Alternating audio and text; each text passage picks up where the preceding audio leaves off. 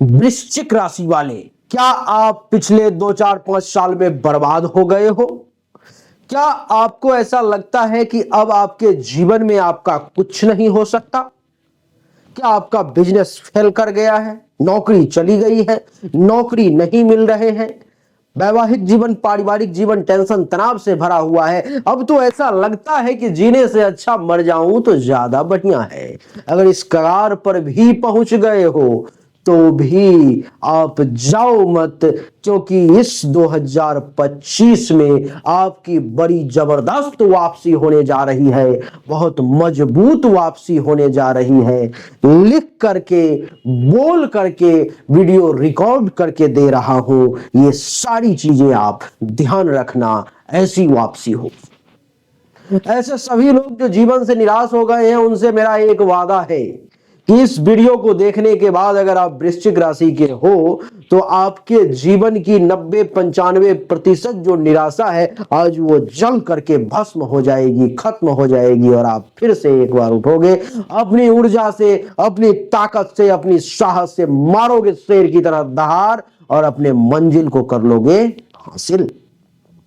आइए चर्चा को आरंभ करते हैं, जानने की कोशिश करते हैं कि आपके लिए, आखिर वृश्चिक राशि वालों के लिए 2025 का समय कैसा रहने वाला है, किस मामले में बढ़िया, किस मामले में खराब रहने वाला है।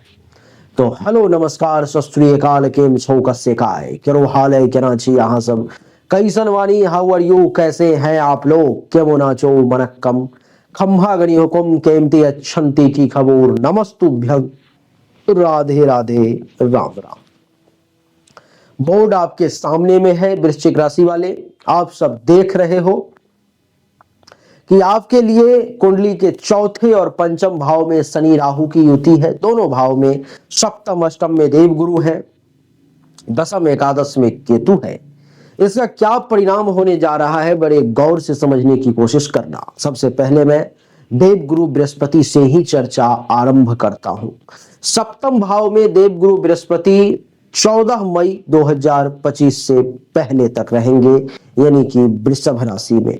इसका परिणाम ये होगा देवी और सज्जनों कि जिस किसी भी व्यक्ति का दैनिक रोजगार व्यवसाय खत्म हो गया, बंद हो गया था, बंद होने के कगार पे था, आमदनी जो लाखों में थी हजारों में बदल गई, हजारों में थी 100-200 में आ गए, 100 में थे रुपए में बदल गए, यानी कि बिजनेस चौपट हो गया है, उसका दैनिक रोजगार व्यवसाय एक बार फिर से उछाल मारेगा और 14 मई 2025 तक वो अपने पीक पर होगा, वो अपने लेवल पर आ जाएगा। लोग सोचने लगेंगे ऐसा इसने क्या टोटका कर दिया, ऐसा इसने क्या कर दिया जिससे फिर से ये वही रंगत में आ गया, वही रौनक में आ गया और फिर उसी प्रकार से अपना काम कर रहा है।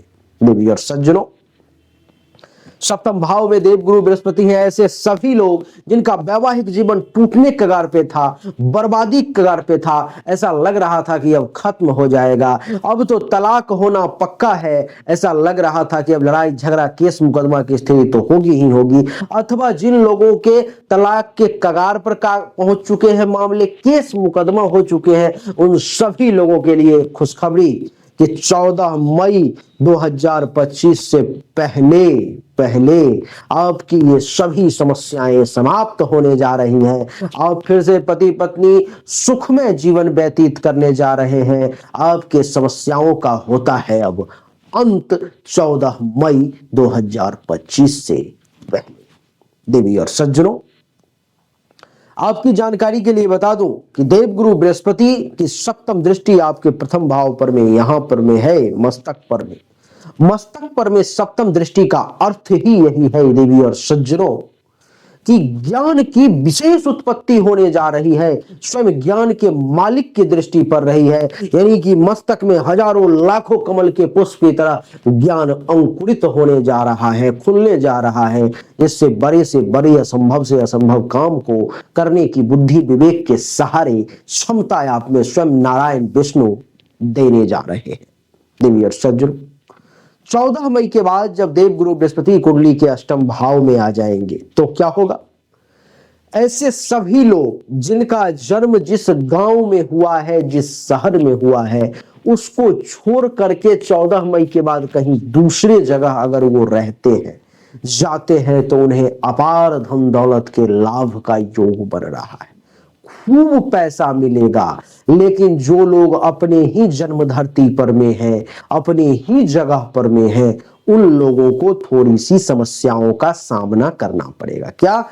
काम तो होगा, लेकिन अटक अटक के, भटक भटक के, अटक अटक के, यानी कि धीरे धीरे काम होगा, रुकना पड़ेगा, चले रुके, यानी कि एक बार जो धारा प्रवाह स्पीड में काम होना चाहिए वो नहीं हो पाएगा। इसीलिए आप सबसे ये विनम्र आग्रह, ऐसे भी वृश्चिक राशि वाले, अगर आपको जीवन में आगे बढ़ना है तो जन्म धरती को आपको त्यागना होगा, छोड़ना होगा। जन्म धरती को जब आप छोड़ोगे, त्यागोगे, वहां से दूर हटोगे, कहीं और जाओगे, तब ही जाकर के आप जीवन में सफलता के उस ऊंचाई को, बुलंदी को छू पाओगे। नहीं तो डाउनफॉल ज्यादा देखोगे, अप कम होगा आपके जीवन में। गुरु के बाद अब शनि की बात कर लेते हैं।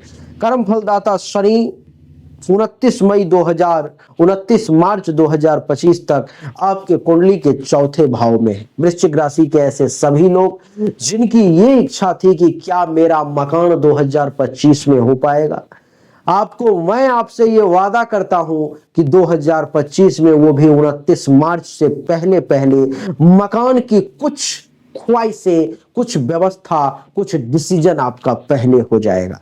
चाहे वो मकान बनाने का हो, खरीदने का हो, आप वो निर्णय ले लेंगे। जो लोग मकान जिनको प्राप्त है, वो लोग जमीन की जो चाह रख रहे थे, उनको जमीन का निर्णय हो जाएगा, या तो खरीद लेंगे या खरीदने की व्यवस्था कर लेंगे।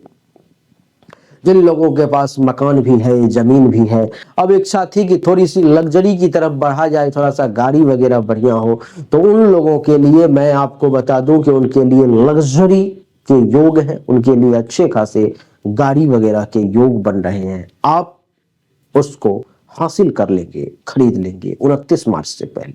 29 मार्च के बाद कर्मफलदाता शनि पंचम भाव में चले जाएंगे, यानी कि प्रेम प्रसंग वगैरह के योग बनने लगेंगे, कहीं पे लव अफेयर वगैरह जागृत होने लगेगा, अचानक से धन लाभ के योग बनने लगेंगे, रैंडम पैसा कहीं ना कहीं से जो आप ही के मेहनत का है, आप ही के कर्म का है, आने लगेगा। देवी और सज्जनों, शनि के बाद राहु की अगर बात करें तो राहु 29 मई तक आपके कुंडली के पंचम भाव में मीन राशि में है। पंचम भाव में मीन राशि में बृहस्पति के घर में राहु का बैठना ये दर्शाता है कि जो लोग जुआ, सट्टा, लॉटरी, गेमिंग इत्यादि से जुड़े हुए हैं, जिनका जुड़ाव विशेष तौर पर में ऐसे चीजों से है जिसमें अचानक से धन का लाभ और अचानक से नुकसान होता है, तो आपको बता दूं कि 29 मई से पहले आपको अचानक से धन के लाभ का विशेष योग बनता हुआ प्रतीत हो रहा है। आपकी जानकारी के लिए मैं बता दूं कि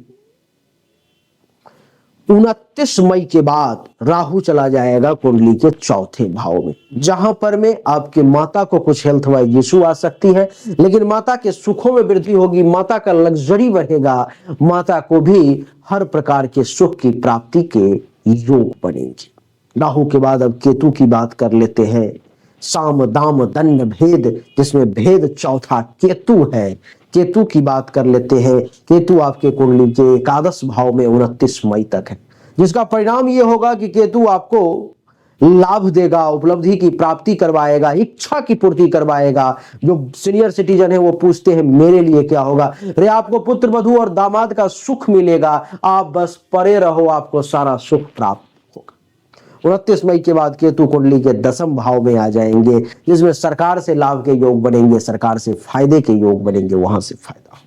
तो वृश्चिक राशि वाले, हमने वादा किया था आपको कि यहां से निराश होकर के नहीं लौटने दूंगा। जो भी लोग इस वीडियो को देख रहे हैं अभी तक, जिन्होंने मुझे सुना है, और वो पर्सनल लेवल पर में, ये लाखों करोड़ों वृश्चिक के लिए है, लेकिन अगर आप पर्सनल लेवल पर में आप मुझसे जानकारी प्राप्त करना चाहते हो अपनी हस्तरेखा या जन्म कुंडली के अनुसार, तो सामने दिए गए व्हाट्सएप नंबर पर में आपको मैसेज करना है और जानकारी हासिल करनी है। जो लोग मिलना चाहते हैं उनके लिए दिल्ली में हमारा ऑफिस है। अच्छा लगा तो वीडियो को लाइक करें, शेयर करें, चैनल को सब्सक्राइब करके इसके बेल आइकन के बटन को दबा दें, और अभी तक आप मुझे सुन रहे हो तो कमेंट में जय श्री राम लिख करके मुझे सूचित करें। राधे राधे।